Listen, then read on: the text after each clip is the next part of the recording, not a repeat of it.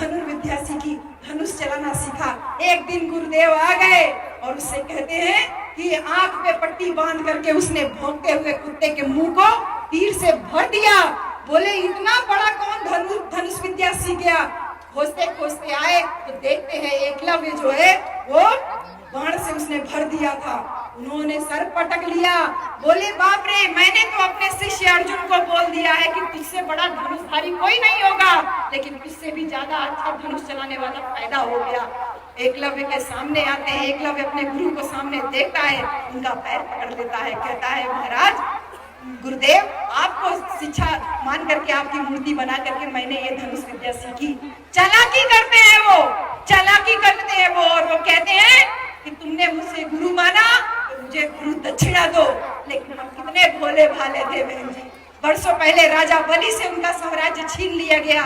फिर एकलव्य के सामने, एकलव्य एक नौजवान लड़का, 18-20 साल का नौजवान लड़का, कितना अकल रहा लोग के पास बहन जी। उसके कहते हैं कि मुझे गुरु दक्षिणा चाहिए। वो कहते हैं गुरुदेव सब कुछ जो मेरा है वो आपका है, जो मांगना है मांग लो। वो बोलते हैं मुझे तुम्हारे दाहिने हाथ का अंगूठा चाहिए, क्योंकि इसी दाहिने हाथ के अंगूठे से वो धनुष चला सकता था। बिना कुछ कहे कटार निकाल के अंगूठा काट करके अपने गुरु के चरणों में डाल देता है। लेकिन आज आप लोग एकलव्य को भूल गए हो। आप एकलव्य को केवल सत्ता के लिए याद रखते हो। अगर किसी ने एकलव्य की जयंती मना ली, अरे आज मेरे प्यारे बच्चों, आपकी जो ये युवा पीढ़ी तैयार हो रही है, ये वो एकलव्य है जो कहती है मैं अपना अंगूठा नहीं दूंगी, बल्कि तुम्हारा अंगूठा भी मैं ले सकती हूँ। ये पीढ़ी तैयारी, अपने अंदर खून पैदा करो, अपने अंदर जुनून पैदा करो। मना कर रहा है आज एकलव्य अंगूठा देने से, और इसीलिए ये एंटीना खड़ा है। टेंशन हो रही है, संविधान खत्म करने की प्लानिंग हो रही है, एकलव्य अंगूठा देने से मना कर रहे हैं। क्यों नहीं इन महापुरुषों को जिनका फोटो लगा है, इनको क्यों नहीं घर में पूजना शुरू करते बहन जी। हम जौन बहन जी दाले रोटी खाई ला, लेकिन हमारे मन में इकुल महापुरुष के प्रति इतना भाव पैदा हो गया कि हम सोची रखी कितना ज्यादा आप लोगों के बताएं कि आप लोगन इकुल महापुरुष के अपने अंदर, अपने भीतर, अपने हृदय में छुपा के रखा। इनकी विचारधारा के बैठाएला कि अपन लड़का बच्चा के पुलिस कहा कि अत्याचार सहे के ना है तो के निकल के वो अत्याचार का बदला लेवे के है। बिहार का लेनिन कहे जाने वाले बाबू जगदेव प्रसाद कुशवाहा, आप लोगों ने नाम सुना है या नहीं सुना है? ऐसा क्रांतिकारी पुरुष मंच से खड़े होकर के जब वो दहाड़ता था तो धरती हिलती थी।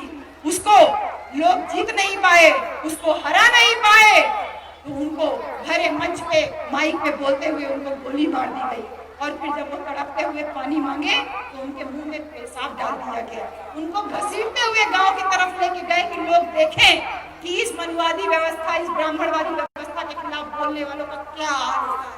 लेकिन बाबू जगदेव प्रसाद कुशवाहा ने वर्षों पहले जो बिगुल बजाया था, वो क्रांति का बिगुल आज भी हमारे भीतर जल रहा है, क्योंकि ये धरती तथागत गौतम बुद्ध की धरती है। और बुद्ध शांति है, सद्भाव, धम्म से पहले बुद्ध विद्रोह का नाम है। बुद्ध आपके घाव को सहलाते नहीं है।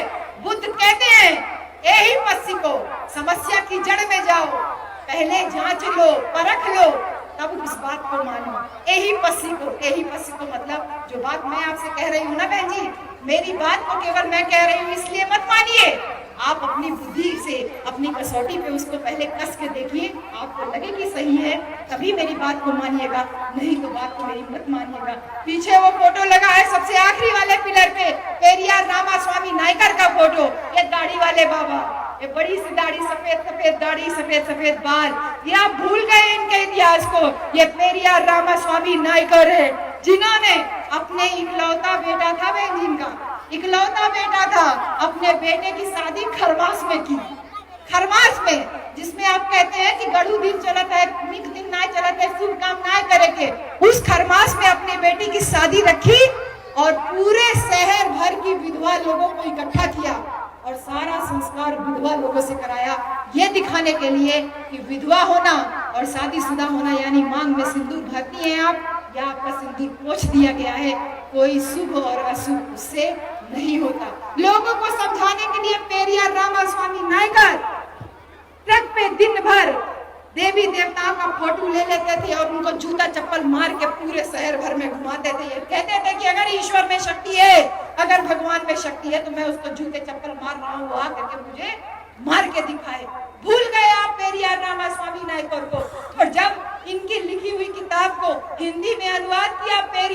ललई सिंह यादव, आप तो शायद उनको भी नहीं जानते हो। हम पेरियार ललई सिंह यादव की जयंती इस साल गाजीपुर में मनाए भैया। गाजीपुर में क्योंकि मुझे सौभाग्य प्राप्त हुआ है कि ललई यादव का जन्म और मेरा जन्म एक ही तारीख को हुआ है, 1 सितंबर को। मैं पिछले 3 साल से, जब से मैं इनके बारे में जानी हूँ, तब से मैं हर साल पेरियार ललई सिंह यादव की जयंती के रूप में ही उसको मनाती हूँ। पेरियार ललई सिंह यादव को आप भूल गए। उन्होंने सच्ची रामायण की चाबी जो रामास्वामी नायकर की किताब लिखी थी, उसको हिंदी में अनुवाद करके ये लिखा और लिख करके ये बताया कि राम नाम का कोई भगवान नहीं था। और इसी राम नाम के भगवान को सबसे पहले किसी ने नकारा था, तो वो संत शिरोमणि गुरु रविदास थे। उन्होंने कहा कि मैं जिस राम की पूजा करता हूँ वो राम सम्मुख ऋषि का वध करने वाला राम नहीं है। मैं जिस राम की पूजा करता हूँ वो अपने अंतर मन को जागृत करने वाला राम है। तो वो जो राम है, उस राम की बात पे वैसे मत जाइए। मैं उसको लिखा तो मुझे दोहा याद जल्दी नहीं होता है। और हाँ, ये लिखा, रैदास हमारो राम जी दशरथ कति सुत नाई। रैदास जी कहते हैं कि मेरा राम दशरथ का पुत्र नहीं है। राम हमऊ माही रमी रहो विषव कुटुंबा माही। विश्व कुटुंबा माई, मेरा जो राम है वो विश्व को कुटुंब मानता है, यानी पूरे विश्व को वो परिवार मानता है। मैं ऐसे राम को जानता हूँ। और देखिए, पेरियार ललई सिंह यादव ने सच्ची रामायण की चाबी, अगर मेरे प्यारे बच्चों, मेरे साथियों, अगर आपको कोई बुक स्टॉल दिख रहा हो तो वहाँ पे आप पेरियार ललई सिंह यादव की पुस्तक को लेकर के घर में जरूर जाइएगा। क्रांति घर के अंदर शुरू करोगे तभी निकल के आएगी, और महापुरुषों के इतिहास को भुला दोगे तो सारी क्रांति खत्म हो जाएगी। और ये सरकार यही काम कर रही है। आपको आपकी जाति के आधार पे एक एक महापुरुष का फोटो लगा के जयंती मनाती है, और उसी जाति के लोगों को बुला करके बोलती है कि ये करो। बहुत सारे लोग मुझे संपर्क करते हैं कि मैं धोबी जाति की हूँ, मुझे बोलते हैं कि आप धोबी जाति की है, संत गाड़ी की जयंती मनानी है। मैंने कहा, पहली बात तो ये कि मैं धोबी जाति की नहीं हूँ, मैं बहुजन समाज की हूँ। दूसरा बात ये कि संत गाड़के को आप किसी जाति में कैद मत कीजिए। संत गाड़के धोबी समाज के केवल महापुरुष नहीं थे, बहुजन समाज के महापुरुष थे। जैसे ये हमारे भाई बिना किसी स्वार्थ के, बिना 1 रुपया कोई उनको देता है, लेकिन साहब कांसीराम का खून रगों में ऐसा दौड़ रहा है कि उनकी दी हुई टोपी, उनका दिया हुआ लाठी, उनका दिया हुआ पैंट और बैच लगा करके हर कार्यक्रम में आप पहुंच जाते हो। ये है क्रांति। ये क्रांति है जो आज तक साहब का कैडर लेकर के पीछे नहीं हटी। लेकिन आपको और हमको साहब ने जो वोट का अधिकार के लिए बोला था, वोट हमारा, राज तुम्हारा, नहीं चलेगा, नहीं चलेगा, अपने छोटे छोटे स्वार्थ के लिए अपने वोटों का सौदा कर देते हैं। बहन जी, कहूँगा 1 बोतल दारू दे दे, 1 पौवा दारू, 1 प्लेट मुर्गा में अपने वोट बेच देते हो। गलत तो नहीं कह रही हूँ। 1 पौवा दारू, 1 प्लेट मीट में अपना वोट का सौदा कर देते हो। बहनी, तुम लोग कम ना हो। एक थे कहीं कौनो हैंडपंप दे दे, कहीं लाइट लगाई दे, कहीं सड़क बनवाई दे, एक थे साड़ी बांट दे, एक थे छाता बांट दे, एक थे भगोना बांट दे, आप उसी में अपने वोट का सौदा कर देती हो। साहब कांसीराम कहते थे कि वोट का मतलब अपनी बेटी की इज्जत होती है। वोट का मतलब बेटी की इज्जत होती है। वोट का सौदा करना मतलब अपनी बेटी की इज्जत का सौदा करना। और मुझे बहुत अफसोस है इस बात को आप लोगों को कहते हुए कि आप लोगों ने अपनी बेटियों की इज्जत का सौदा कर दिया। और यही नतीजा है कि चाहे 17 का चुनाव हो, चाहे 19 का चुनाव हो, हम एक के बाद एक धाराशायी हो रहे हैं। इकट्ठा है ही नहीं, इकट्ठा है ही नहीं। हो बड़ा खुश है, एकलव्य जयंती बन रही है, सारे प्रसाद भाई खुश है। उधर बाबू देव प्रसाद कुशवाहा के नाम पे कोई छोटा सा है, सारे कुशवाहा खुश है भैया, कुशवाहा भैया बहुत खुश है सब। उधर इधर संत रविदास की जयंती, सारे चमार खुश है भैया, बहुत खुश है। ललई यादव की जयंती, सारे हिंद खुश है। सब खुश रहो, सब खुश रहो, सभी खुश रहो, खुश रहो, लेकिन इकट्ठा मत रहो। ये नीति चल रही है। अंग्रेज केवल एक चीज छोड़ करके गए हैं, 2 चीज बैठो, सॉरी, और दूसरा डिवाइड एंड रूल, फूट डालो और राज करो। उस नीति को आज तक हमारे बीच में लेकर चल के आ रहे हैं। मेरी प्यारी बहनों, मेरे प्यारे भाई लोग, इस बात को समझिए, पानी सर से ऊपर जा चुका है।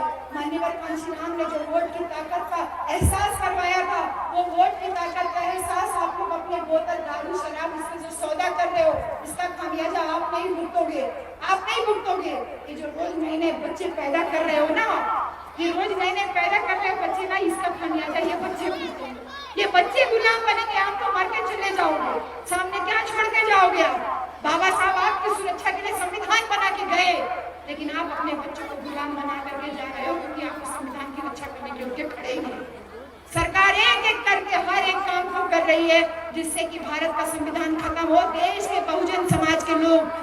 83% लोग फिर से गुलाम बने बहन जी। हमन छोट रही स्कूले पढ़े जात रही तो माई पूछत रही बिटिया काफी किताब ले ली, किताब लेके जाता है। आज के लड़का स्कूले जाला तो माई का पूछनी थरिया रख लेला, कटोरा ले लेला। हमन पढ़ के आवत रही तो माई पूछत रही बिटिया स्कूले का पढ़ावल गया। माई एकदम अनपढ़ ही हमार बहन जी, एकदम अनपढ़ माई है, लेकिन रोज पूछत रही बिटिया स्कूले का पढ़ावल गया। हम बताओ कड़ी आज ABCD पढ़ावल गया, का पढ़ावल गया। आज के लड़का स्कूले से आला तो माई का पूछे नहीं आज का खा के अइल, आज का बनल रहल, और तनी और निक माई बोली में आज खीर बनल रहल, कुछ हमरे लिए बचा के लाए रहल। हाँ, जिस स्कूल में पढ़ाई हो रही थी उस स्कूल में आज खाना खिलाया जा रहा। शिक्षा व्यवस्था पूरी तरीके से चौपट की जा रही है बहन जी। आँख खुल नहीं रही है, बिल्कुल आँख खुल नहीं रही है। शिक्षा को खत्म किया जा रहा है। दूसरी तरफ नोटबंदी हुई थी ना बहन जी, नोटबंदी भाई पैसा निकल गया जेबी में से। आपकी जेब में पैसा ना रहने पाए इसके लिए भी पूरा तैयारी किया। कभी शिव चर्चा चलता है, कभी निरंकारी चलता है, कभी रामनाथ स्वामी सत्संग चलता है, कितने सारे बाबा लोगों के सत्संग चलते हैं। इसमें नहीं जाएंगे तो इसमें तो जाएंगी ना, इसमें नहीं जाएंगे तो इसमें तो जाएंगी ना। और फिर ये बेचारू मानते लोग इन्हन का तो हम जन्मे ना कर लो, हम काहे आए के बाद पहले इनका अभिवादन पहली तब आपको, क्योंकि हमको ये सब बोलने का प्रेरणा आप लोगों की वजह से मिला, धर्म से मिला। लेकिन वो बाबा लोगन के जयगु बड़ा पगड़ी वगड़ी बांध के मंच पे अकेला बैठा हुआ है। जितना साहब लोग बैठा है ना, ये यही साहब बन सकते हैं, वहां नहीं साहब बन सकते। अकेले बैठा रही मनई ऐसे पकड़ के मंच पे जो सत्संगी बाबा लोगन के सत्संग में जाए, चाहे निरंकारी हो चाहे शिव चर्चा हो, बाबा लोग बोलिए ओकरे बाद कहिए चला बोल भाई चदरा के नीचे चढ़ावा। ऐसे चदरा के नीचे 10-10, 20-20 रुपया इकट्ठा करल जाला।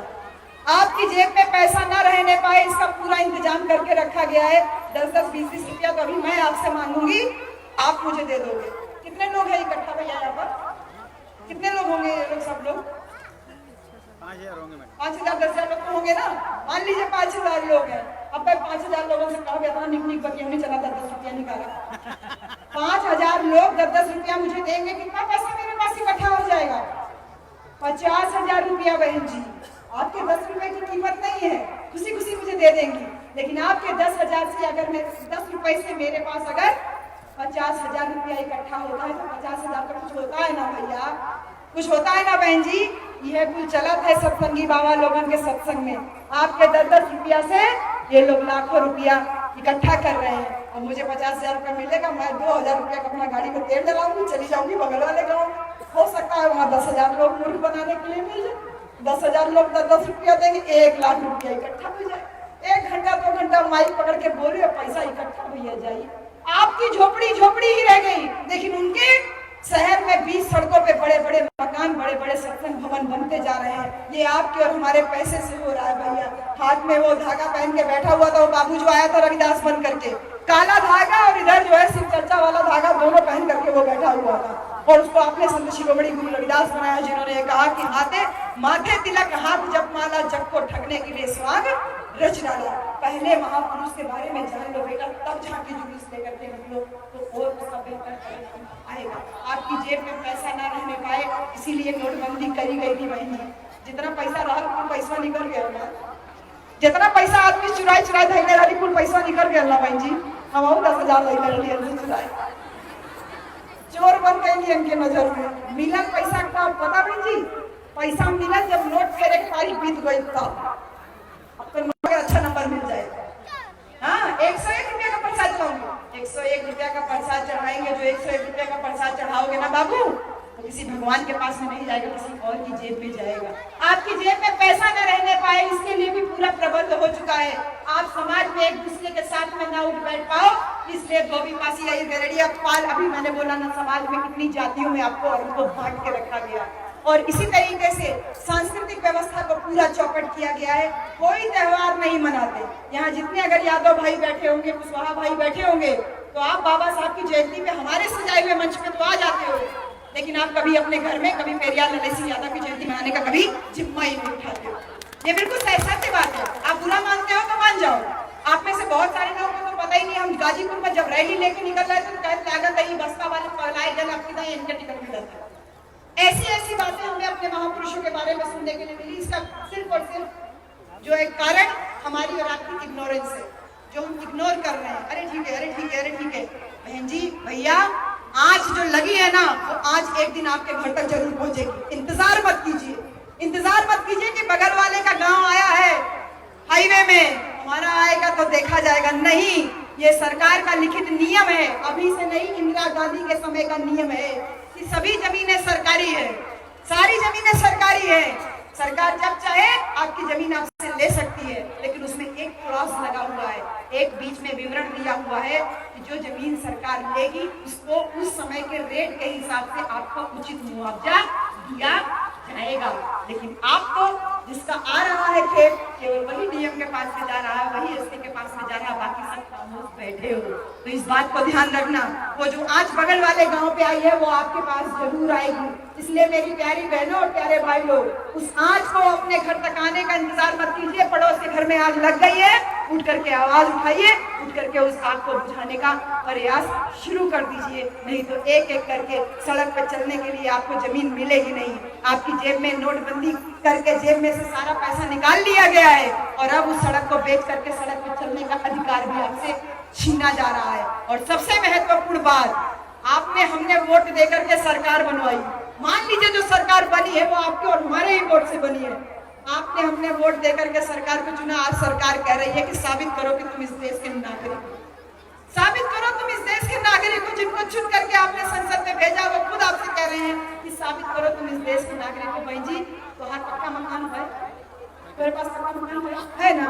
मान ला तेरे पास 2 मंजिला मकान बढ़िया रहा, मुंबई में केहू के घरे शादी बियाह पड़ा, कौनो बीमार पड़ा, तू देखे चल गई, बगल वाले भैया के चाबी दे के गलू, भैया जबले हम ना आवत नहीं तबले हमार गोरू भैंसी के रखैया और हमार घर द्वार के तनी रक्षा करिया। तू चल गईलू बहनी, 1 महीना बाद अपन घरे वापस आईलू, पता चला तुहार घर में तो बिक गयल। जे पड़ोसी के पास तू गईलू, कहलू भैया चाबी था, कहीं कैसे चाबी, कहीं हमारा घर था। वो कह रहा पहले साबित तो करो कि वो तुम्हारा घर था, क्योंकि तुम्हारा घर तो उसने बेच दिया है, आपका घर तो उसने बेच दिया। अब वो तुमसे कह रहा है कि साबित करो तुम्हारा घर है। आपने धमकी दिया कि मैं कोर्ट में जाऊंगी, मैं पुलिस थाने जाऊंगी। उसने कहा ज्यादा बोलोगी तो तुम्हारे घर को डिटेंशन हाउस बना करके तुमको उसी के अंदर बंद कर दिया जाएगा। यही आपकी और हमारे साथ में हो रहा है। मैंने बहुत सरल भाषा में आपको समझाने का प्रयास किया है। देश में ऐसा गदर मचा के रखा, पहले ही आपस में धोबी पासी गलेरिया बंदी चमार को आपस में लड़ाया और उसके बाद हिंदू और मुसलमान के नाम पे आपको और हमको लड़ाया। अपने दुश्मन को पहचानिए, दुश्मन मुसलमान नहीं है। शायद इन महापुरुषों की फोटो में अगर कहीं कोई फोटो लगी होगी, दुश्मन मुसलमान नहीं है। बाबा साहब ने जो संविधान लिख पाए, वो संविधान लिखने का श्रेय भी अगर किसी को जाता है तो मुसलमानों को सहयोग करने के लिए जाता है, क्योंकि बाबा साहब के लिए तो इन लोगों ने ये कहा था कि बाबा साहब तुम्हारे लिए संविधान सभा की खिड़की दरवाजे तो क्या रोशनदान तक बंद है, तुमको संविधान नहीं लिखने देंगे। धन्यवाद करती हूँ बंगाल के 48% मुसलमानों ने बाबा साहब को चुन करके संसद में भेजा, तब बाबा साहब को अवसर मिला आपके और हमारे लिए संविधान लिखने का। लेकिन फिर भी ये लोग ऐसा माहौल बना के रखे हैं, कहते हैं कि हमारा दुश्मन मुसलमान है, सभी मुसलमानों को पाकिस्तान चले जाना चाहिए और बहुत सारे नए नए बिल लेकर के आ रहा है। और ये बोल रही है सरकार कि इससे दलित भाइयों को चिंता करने की जरूरत नहीं है, पिछड़े समाज को चिंता करने की जरूरत नहीं है, बल्कि ये केवल मुसलमानों की नकेल कसेगा। तो इस बात को ध्यान रखिएगा कि 3 तलाक का मुद्दा अभी बहुत दिन पहले नहीं बीता भैया। 3 तलाक औरतों, मुसलमान औरतों को 3 तलाक का अधिकार सरकार ने दिलवाया और आज खुद अपने जीजा लोगों से कह रही है कि तुम साबित करो कि तुम मेरे जीजा हो। ये काम चल रहा है देश में। इस बात को आप लोग पूछना शुरू कीजिए।